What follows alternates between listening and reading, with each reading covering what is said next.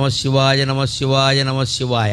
రాత్రి పడుకున్నా సరే నిద్ర పట్టకపోతే నమశివాయ. లేచి మొహం కడుక్కుంటూ ఉంటే నమశివాయ. అన్నం తింటుంటే నమశివాయ. ఎవరన్నా కనపడితే పలకరింపు కూడా నమశివాయ. మీరు ఫోన్ ఎత్తి మాట్లాడవలసి వస్తే నమశివాయ. ఇంత ఇదిగా భగవన్నామాన్ని మనం సొంతం చేసుకుంటే అన్ని రకాల పాపాలు కాదు, సకల కర్మలు నశించిపోతాయి. అన్ని కర్మఫలాలు పోయి జ్ఞానం పొంది మోక్షం పొందుతాం. ఎప్పుడూ ఆనందంగా ఉంటాం. భగవన్నామస్మరణ అంత గొప్పది. అలా చేస్తేనే శివుడు కాపాడుతాడు. గమనించండి, ఇలా ఊరికే దండం పెట్టేగానే ఏం కాపాడాను. అలా అయితే అందరినీ కాపాడాలిగా.